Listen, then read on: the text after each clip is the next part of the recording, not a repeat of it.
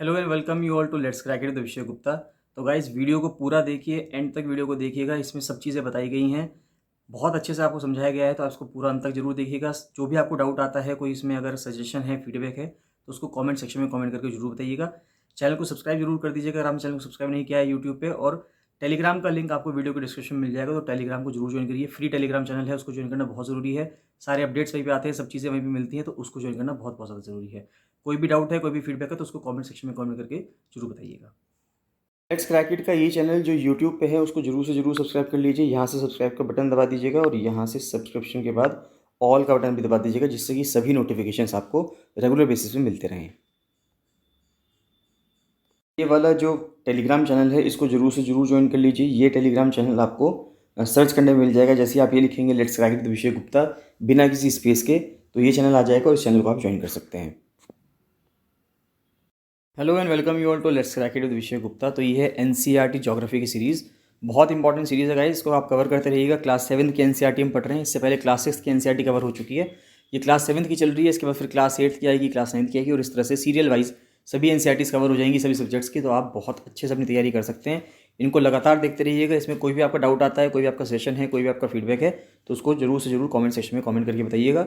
इस वीडियो को like and share जरूर कर दीजिएगा अपने फ्रेंड्स के साथ। जितने भी ग्रुप्स में आप एडेड हैं, सभी ग्रुप्स में प्रोवाइड कीजिएगा इन वीडियोज़ को, जिससे कि स्टूडेंट्स का बहुत ज़्यादा फायदा हो सके। साथ साथ बताना चाहूँगा गाइस कि एफआरओ मेंस के लिए टेस्ट सीरीज चल रही है, तो आप एफआरओ मेंस की टेस्ट सीरीज ज्वाइन कर सकते हैं। आरओ सचिवालय के लिए कंप्लीट प्रिपरेशन बैच चल रहा है, तो अगर आपने इसको ज्वाइन कर लिया तो उत्तराखंड में आगामी जितनी परीक्षाएं हैं, आप सभी की तैयारी अच्छे से कर पाएंगे। साथ साथ पटवारी लेखपाल के एग्जाम के लिए भी टेस्ट सीरीज शुरू हो गई है। डेली करंट अफेयर्स की पीडीएफ्स मिल रही हैं और daily MCQ test practice group चल रहा है, तो आप इसको भी ज्वाइन कर सकते हैं। सबको ज्वाइन करने के लिए 7665804421 पर कॉल या मैसेज कर सकते हैं। तो चलिए, काफ़ी चीज़ें इसमें कवर हो चुकी थी, हमने काफ़ी सारी चीज़ें कवर कर ली, और हम पढ़ रहे थे टाइप ऑफ फॉरेस्ट, कि हम जंगलों के टाइप पढ़ रहे थे। और उसमें आज हमें जो पढ़ना है वो पढ़ना है कॉनिफेरस फॉरेस्ट से। एवरग्रीन फॉरेस्ट हम पढ़ चुके थे, फिर उष्णकटिबंधीय पर्णपाती वन पढ़ चुके थे, टेम्परेट एवरग्रीन, ये सब चीज़ें हम पढ़ चुके हैं। और आज हमें पढ़ना है कॉनिफेरस फॉरेस्ट से हमें पढ़ना है। तो शंकुधारी वन स्टार्ट करते हैं। तो यहाँ पे ये कहता है कि कॉनिफेरस फॉरेस्ट, पहली बात तो आपको कहाँ मिलेंगे? कॉनिफेरस फॉरेस्ट आपको मिलते हैं जब आप अक्षांशीय रेखा में अगर हम देखें तो उत्तरी ध्रुव में हम काफ़ी ऊपर तक पहुँच जाते हैं, जब तब जाकर हमें शंकुधारी वन या कॉनिफेरस फॉरेस्ट मिलते हैं। In the higher latitudes 50 degree to 70 degree of northern hemisphere the spectacular coniferous forests are found. तो कॉनिफेरस फॉरेस्ट यानी शंकुधारी वन जो आपको मिलेंगे, यानी कुछ ये इस तरह से होते हैं। ये पेड़ जो होंगे आपको ऐसे कुछ दिखेंगे, ये ऐसे करके इस तरह से पेड़ का फॉर्मेट होगा, यानी कि पेड़ जो होंगे बिल्कुल इस तरह से होंगे, क्योंकि अगर इन पर बर्फ़ गिरेगी तो बर्फ़ नीचे गिर जाए जिससे कि, तो ऐसे ये पेड़ होते हैं, एक कोन की शेप में होते हैं, शंकु की शेप में होते हैं। तो नॉर्दर्न हेमिस्फीयर में, उत्तरी ध्रुव में आपको देखने के लिए मिलेंगे। 50 डिग्री से 70 डिग्री जो नॉर्दर्न लैटिट्यूड्स हैं, अक्षांशीय रेखाएं, वहाँ पे आपको इजीली देखने के लिए मिल जाएंगे। These are also called as taiga, इनको टैगा फॉरेस्ट भी कहा जाता है।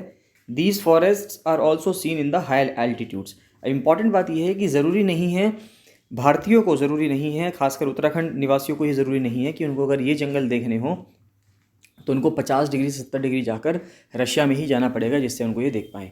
वो ये भारत में भी देख सकते हैं, भारत के साथ साथ उत्तराखंड में भी देख सकते हैं, क्योंकि ये जो वन है ये बेसिकली ठंडे इलाकों पर होते हैं जहाँ पे बर्फ़ बहुत ज़्यादा पड़ती है।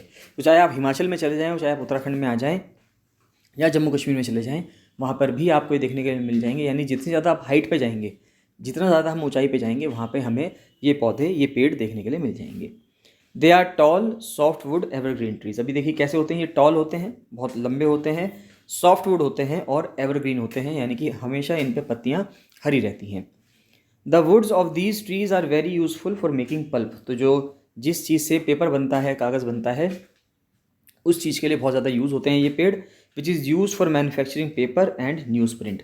न्यूज़ प्रिंट का मतलब है कि अखबार के लिए जो कागज़ बनता है वो भी इन्हीं तरह के कागज, इन्हीं तरह के पेड़ों से बनता है। आप देखें कि कनाडा का मौसम जो है, कनाडा का मौसम बहुत ठंडा रहता है। कनाडा में बहुत ज़्यादा ठंडा मौसम है और वो 50 डिग्री से 70 डिग्री लैटिट्यूड के आसपास ही बीच में पड़ता है कनाडा। तो कनाडा जो है दुनिया में सबसे ज़्यादा फेमस है न्यूज़ प्रिंट के अखबार, न्यूज़ प्रिंट का जो अखबार का यानी कि जो कागज़ है उसके निर्यात में, यानी कि उसके एक्सपोर्ट में। तो वहाँ पर बहुत ज़्यादा पेड़ों की कटाई की जाती है। जो वहाँ पे ऐसे कॉनिफेरस फॉरेस्ट होते हैं उनकी कटाई की जाती है और उनसे कागज़ बनाया जाता है, जो कि अखबार के लिए यूज़ होता है। Match box, packing boxes are also made from soft wood. तो जो आपकी माचिस बनती है वो भी इससे बनती है। Chir, pine, cedar are the important variety of trees in these forest. तो ये चीड़ के पेड़, पाइन के पेड़, ये आपको उत्तराखंड में बहुत ईजिली देखने के लिए मिल जाते हैं। Silver fox, mink, polar bear, ये बहुत ही कॉमन एनिमल्स यहाँ पे मिलते हैं। टैगा का मतलब होता है प्योर या अनटच्ड, यानी कि जिन जंगलों को, जिस चीज़ को नहीं छुआ गया हो या अनटच्ड रहा हो, बिल्कुल शुद्ध चीज़ हो, वो प्योर हो, उसको टैगा कहा जाता है रशियन लैंग्वेज में। तो ये एक रशिया भाषा का शब्द है टैगा।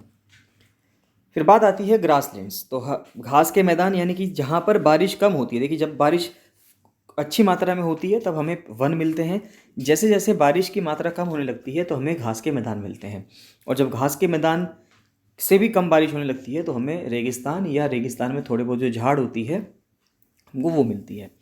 तो ट्रॉपिकल ग्रासलैंड्स की बात करें, यानी कि ट्रॉपिक्स के आसपास जो ग्रासलैंड्स हैं, तो these occur on either side of the equator and extend till the tropics. अब देखिए, ये कहाँ पे होते हैं?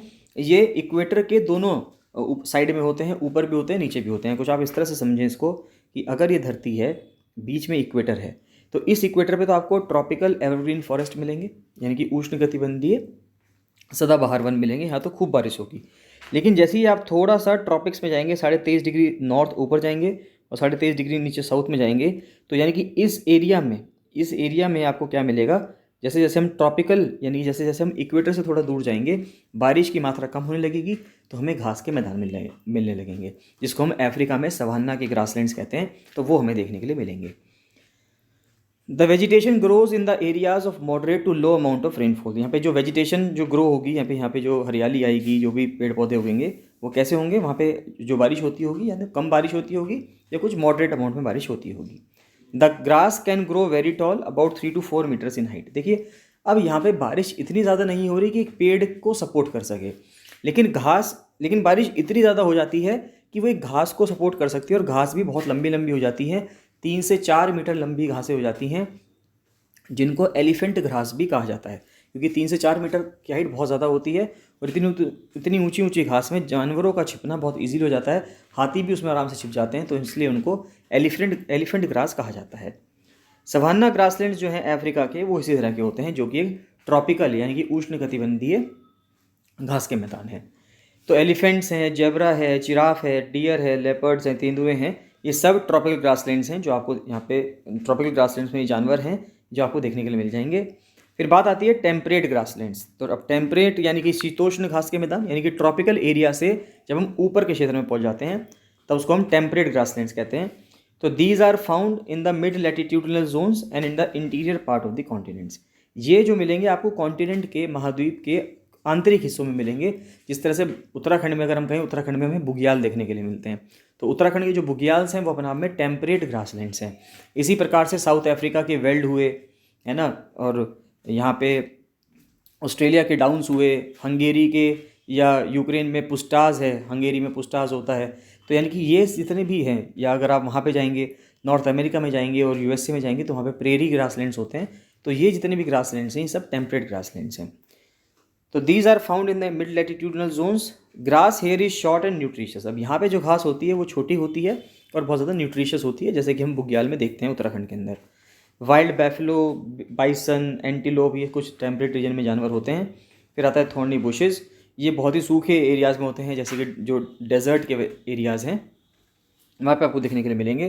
Tropical deserts are located on the western margins of the continent. तो वेस्टर्न मार्जिन में आपको देखने के लिए मिलता है। The vegetation cover is scarce here because of scanty rain and scorching heat. तो जो वेजिटेशन कवर है वो कैसा होगा? वो बहुत स्कार्स होगा। तो जो वेजिटेशन कवर होगा वो यहाँ पे क्या होगा? बहुत स्कार्स होगा, यानी कि यहाँ पे वेजिटेशन बहुत ज़्यादा नहीं मिलेगा आपको, और बहुत कम बारिश होगी, बहुत ज़्यादा गर्मी पड़ेगी। ग्रासलैंड्स को अलग अलग रीजन्स में अलग अलग नाम से जाना जाता है, तो उसको हम समझ लेते हैं। जो ट्रॉपिकल ग्रासलैंड्स हैं, उष्णकटिबंधीय घास के मैदान हैं। अफ्रीका में सवान्ना कहा जाता है, ब्राज़ील में कैंपोस कहा जाता है, वेनेजुएला में लानोस कहा जाता है। और टेम्परेट ग्रासलैंड्स की बात करें तो, यानी कि शीतोष्ण घास के मैदान की बात करें तो, अर्जेंटीना में पम्पास, नॉर्थ अमेरिका में प्रेरी, साउथ अफ्रीका में वेल्ड, सेंट्रल एशिया में स्टेपीज, और ऑस्ट्रेलिया में डाउन या पुस्टास भी कहा जाता है। यहाँ पे पुस्टास भी लिख सकते हैं, स्टेपीज भी कहते हैं, पुस्टास भी कहते हैं, और ऑस्ट्रेलिया में डाउन्स कहते हैं। In the polar region due two of extreme cold the growth of natural vegetation is very limited.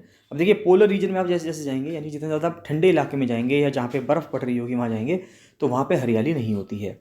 Only mosses, lichens and very small shrubs are found here, यानी कि सिर्फ जो आपको मॉसेज हैं, लाइकेंस हैं, यानी कि काई वगैरह चीज़ें देखने के लिए मिलती हैं। It grows during the very short summer, और ये भी तब होती हैं जिस टाइम पे वहाँ पे बहुत कम समय के लिए जो गर्मी पड़ती है रिलेटिवली, वहाँ पे मौसम जब गर्म हो जाता है। मान लेते हैं पहले सर्दियों में टेम्परेचर अगर -50 है और गर्मियों में टेम्परेचर -20 है, तो वो वहाँ पे वहाँ के लिए गर्मी है -20 भी।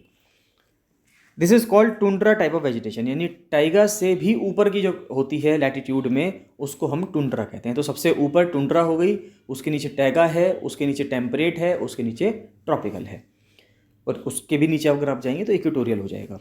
तो this vegetation is found in the polar areas of Europe. देखिए मैं इस तरह से समझाने की कोशिश कर रहा था आपको कि अगर ये धरती है और यहाँ पे इक्वेटर है, तो आप सबसे ऊपर जाएंगे तो टुंड्रा होगा, टुंड्रा से थोड़ा सा नीचे जाएंगे तो टैगा आ जाएगा, उससे नीचे आएंगे तो टेम्परेट आ जाएगा, फिर ट्रॉपिकल आ जाएगा, और यहाँ पे फिर इक्वेटोरियल आ जाएगा।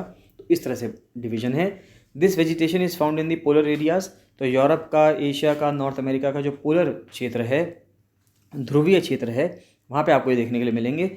एनिमल्स के बहुत ज़्यादा मोटे थिक फर होते हैं जिससे कि वो वहाँ की सर्दियों से बच सकें, and thick skin to protect themselves from the cold climatic condition, जैसे कि सील है, वॉलरस है, musk oxen, Arctic owl, polar bear, snow foxes. ये सब ऐसे जानवर हैं जिनकी जो खाल होती है, चमड़ी होती है, वो बहुत ज़्यादा थिक होती है, बहुत ज़्यादा मोटी होती है, और ये यहीं पे सर्वाइव करते हैं। तो इसी के साथ ही चैप्टर कंप्लीट होता है गाइस। बहुत इंपॉर्टेंट चैप्टर था। और नेक्स्ट चैप्टर आता है क्लास 7th का, वो चैप्टर 7th का, सॉरी क्लास 7th तो चली रही है। चैप्टर 7th जो टॉपिक है ह्यूमन इन्वायरमेंट, यानी कि मानव पर्यावरण की बात कर रहे हैं कि इंसान किस तरह से सेटलमेंट कर रहा है, किस तरह से रहता है, उनका बसासत किस तरह से है, ट्रांसपोर्ट हम किस तरह से कर रहे हैं एक जगह से दूसरी जगह जाने के लिए, और आपस में बातचीत करने के जो तरीके हैं, कम्युनिकेशन है, वो कैसे हो रहा है। तो settlements are places where people build their homes. तो सेटलमेंट्स कौन सी जगह हैं? सेटलमेंट्स वो जगहें होती हैं जहाँ पे इंसान रहने के लिए अपना घर बनाता है। Early human beings lived on trees and in caves. जो शुरुआती इंसान हुआ करते थे, अर्ली ह्यूमन बींग्स हुआ करते थे, वो या तो पेड़ों पर रहते थे या प्रकृति के द्वारा दी गई जो गुफाएं बनती थी, नेचुरल जो केव्स होती थी, वो वहाँ रहते थे। जैसे कि हम मध्य प्रदेश की जो भोपाल के पास भीमबेटका केव्स हैं, हम उसका उदाहरण यहाँ पे ले सकते हैं। When they started to grow crops, it became necessary to have a permanent home. तो जब ये क्रॉप्स ग्रो होना स्टार्ट हुई, it became necessary to have a permanent home, यानी कि जब उन्होंने फसलें उगाना शुरू करी, कुछ क्रॉप्स उगाना शुरू करी, तो लोगों को लगा कि अब उनको परमानेंट कहीं पे सेटल होना पड़ेगा। पहले वो कैसे हुआ करते थे? वॉन्डरर नेचर के हुआ करते थे, यानी घुमंतु प्राणी हुआ करते थे। जहाँ पे उनको खाना मिलता था वहाँ चले जाते थे, उसके बाद फिर कहीं दूसरी जगह चले जाते थे। कुछ लोग आज भी इसी कल्चर को फॉलो करते हैं। ये कल्चर आजकल चल रहा है बहुत से लोगों में। कई ट्राइब्स हैं, ऐसी जनजातियां हैं अफ्रीका की जो ये प्रैक्टिस फॉलो कर रही हैं, लेकिन इनकी मात्रा इस टाइम पे आके बहुत कम हो गई है। The settlements grew near the river valleys as water was available and land was fertile. ये आज भी प्रमाणित है। अगर आप देखेंगे, ज़्यादातर शहर जो बसे हुए हैं आज के टाइम पे, जिनको हम शहर बोल जा रहे हैं, शहर बोल देते हैं, वो शहर आज के टाइम पे जो बसे हुए हैं वो किसी ना किसी फेमस नदी के किनारे बसे हैं। यानी कि पहले जो लोग अपना जीवन यापन करते थे वो नदी के सहारे ही करते थे, क्योंकि उनको पानी ईजिली अवेलेबल होता था। तो इसी तरह से जो सेटलमेंट शुरू हुआ अर्ली ह्यूमंस के सामने, जब उन्होंने सेटलमेंट स्टार्ट किया होगा आज से 5000 साल पहले, 6000 साल पहले, जब उन्होंने सेटलमेंट करना स्टार्ट करा, जैसे हम इंडस वैली सिविलाइजेशन की बात करें, तो उस टाइम पे भी जो इंडस वैली थी, तो यानी कि इंडस एक नदी थी, सिंधु नदी थी, तो इंडस नदी के किनारे उन्होंने सेटलमेंट स्टार्ट किया। या नॉर्दर्न प्लेन्स में अगर हम देखेंगे तो हमने गंगा नदी के किनारे आप देखेंगे कि जितने भी महत्वपूर्ण शहर हैं वो सब गंगा नदी के किनारे सेटल्ड हैं। With the development of trade, जैसे जैसे व्यापार बढ़ा, वाणिज्य बढ़ा, मैन्युफैक्चरिंग बढ़ी, विनिर्माण बढ़ा, ह्यूमन सेटलमेंट्स बड़े होते चले गए। धीरे धीरे कुछ सेटलमेंट से, कुछ कम्युनिटी से गांव बने, गांव से कस्बे बने, कस्बे से शहर बने, और शहर भी अब 3 तरह के हो जाते हैं, टायर 1 शहर, टायर 2 शहर और टायर 3 शहर। तो जितने बड़े से बड़े शहर में आप जाएंगे, अब अगर आप दिल्ली को भी देखेंगे तो दिल्ली भी यमुना नदी के तट पर बसा हुआ शहर है। Settlement flourished and civilizations developed near river valleys. तो सेटलमेंट जो है, यानी कि जो बसावटें थी वो फलती फूलती चली गई, और सिविलाइजेशंस जो हैं, सभ्यताएं जो हैं, वो डेवलप हुई सभी नदियों के किनारे। The place where a building और a settlement develop is called its site. तो वो उसकी साइट है। जैसे हम कहते हैं इंडस वैली की साइट्स कहते हैं हम, लोथल को, कालीबंगन को, ये सब क्या हैं? ये इंडस वैली की सिविलाइजेशंस की साइट्स हैं। तो उस जगह को साइट कहा जाता है जहाँ पर भी कोई बिल्डिंग या सेटलमेंट डेवलप होता है। तो नेचुरल कंडीशंस क्या थी कि किसी भी एक आप जगह सिलेक्ट करोगे कि भाई ये साइट की जगह हो सकती है, तो उसके लिए क्या हो सकता था, पहली बात तो था क्लाइमेट कैसा है वहाँ पे, यानी कि जो प्राणी वहाँ रह रहे हैं उनके अनुकूल होना चाहिए वहाँ की जलवायु, पानी होना चाहिए, ज़मीन होनी चाहिए, और मिट्टी कैसी होनी चाहिए, फर्टाइल होनी चाहिए। रेगिस्तान में अगर आप देखेंगे जहाँ पर भी डेजर्ट है वहाँ पर इतना ज़्यादा सेटलमेंट नहीं है, वो इसलिए नहीं है क्योंकि वहाँ पर खेती करने के लिए ज़मीन नहीं है। सेटल्स कैन बी परमानेंट और टेम्प्रेरी। अब सेटलमेंट्स परमानेंट भी हो सकते हैं, यानी कि जो परमानेंसी नेचर के हों, और टेम्प्रेरी भी हो सकते हैं, यानी कि स्थायी भी हो सकते हैं और अस्थायी भी हो सकते हैं। Settlements which are occupied for a short time are called temporary. जो कुछ छोटे समय के लिए रखा जाए, सेटलमेंट बनाया जाए, वो टेम्प्रेरी है, यानी कि कुछ दिनों बाद हम उस जगह को छोड़ देंगे। The people living in deep forest, hot and cold deserts and mountain often dwell in such temporary settlements. अब देखिए, जब भी आप एक्सट्रीम कंडीशंस में रह रहे होंगे तो वहाँ पे दिक्कत होगी। तो जो भी लोग गहरे जंगलों में रह रहे हैं, हॉट या ठंडे डेजर्ट्स में रह रहे हैं, माउंटेन्स पे रहते हैं, वो हमेशा ऐसे रहते हैं कि वहाँ पे उनको टेम्प्रेरी रहना हो। अब वहाँ पे वो क्या करते हैं, या तो हंटिंग करते हैं, यानी शिकार करते हैं, चीज़ों को इकट्ठा करते हैं, शिफ्टिंग कल्टीवेशन करते हैं। शिफ्टिंग कल्टीवेशन का मतलब होता है कि एक जगह पे पहले कल्टीवेशन की है, खेती की, फिर वो ज़मीन जब ख़राब हो जाती है तो फिर दूसरी जगह जाते हैं, वहाँ की ज़मीन क्लियर करते हैं, जंगल क्लियर करते हैं, फिर वहाँ पे खेती करने लगते हैं। और ट्रांसह्यूमेंस का मतलब ये होता है कि अगर हम एक मौसम में, मान लेते हैं हम हिमाचल की पहाड़ियों में रह रहे हैं जहाँ पे बहुत सर्दी पड़ रही है, तो ठंड के इलाके में हम थोड़ा नीचे आ जाएंगे जब गर्मी हो जाएगी, और गर्मियों में हम ऊपर चले जाएंगे, यानी कि हम जगह को चेंज करते रहते हैं मौसम के हिसाब से। However more and more settlements today are permanent settlements. अब ज़्यादातर लेकिन आज के सेटलमेंट्स कैसे हो गए हैं, परमानेंट नेचर के हो गए हैं। In the settlements people build homes to live in, लोग घर बना लेते हैं। ट्रांसह्यूमेंस क्या है, ट्रांसह्यूमेंस मैंने आपको बताया ही है कि ये सीजनल मूवमेंट है लोगों का, यानी कि जो जानवर को चराते हैं, पास्चर करवाते हैं उनको, यानी कि वो नए नए घास के मैदान ढूंढते रहते हैं। जैसे हिमाचल की पहाड़ियों पे देखें, उत्तराखंड की पहाड़ियों पे देखें, या जम्मू कश्मीर में देखें, तो वहाँ पर आपको ऐसे ही देखने के लिए मिलेगा। There are two different types of settlements. दो तरह की सेटलमेंट्स होती हैं, रूरल होती हैं और एक अर्बन होती हैं, यानी कि ग्रामीण परिवेश में लोग रहते हैं और एक शहरी परिवेश में लोग रहते हैं। विलेजेस आर रूरल सेटलमेंट, जो गाँव में रहते हैं वो रूरल सेटलमेंट हैं, जहाँ पे लोग जो हैं वो एग्रीकल्चर में, खेती में, मछली पालन में, फॉरेस्ट्री में, क्राफ्ट वर्क में और छोटे मोटे व्यापार में, इन गतिविधियों में लगे रहते हैं। Rural settlements can be compact और स्कैटर्ड। तो रूरल सेटलमेंट्स कैसे हैं, या तो वो कॉम्पैक्ट होते हैं, यानी कि वहाँ पे बहुत लोग बहुत ज़्यादा एक जगह पे बहुत ज़्यादा कॉन्सेंट्रेटेड वे में रह रहे हैं, ये स्कैटर्ड हैं, बहुत ज़्यादा बिखरा हुआ पड़ा है। एक कॉम्पैक्ट सेटलमेंट एक क्लोजली बिल्ट एरिया होता है, जैसे कि यहाँ पे आप देख सकते हैं कि बहुत क्लोज घर बने हुए हैं, तो ये सब कैसा है, ये सघन, अगर आप कहें सघन बस्ती है, जहाँ पे फ्लैट लैंड अवेलेबल होती है, तो सभी लोग वहीं पर घर बना लेते हैं। चलिए, स्कैटर्ड सेटलमेंट ड्वेलिंग्स हम नेक्स्ट वीडियो में कवर करेंगे गाइस। इसमें आपको कोई भी डाउट आता है, कोई भी आपका फीडबैक है, कोई भी आपका सजेशन है, तो आप मुझे कमेंट सेक्शन में कमेंट करके जरूर बताइएगा। बाकी आपको किसी टॉपिक पे वीडियो बनवानी है तो आप उसको भी कमेंट सेक्शन में कमेंट जरूर कीजिएगा। बाकी मिलते हैं नेक्स्ट वीडियो में। So thank you and bye bye.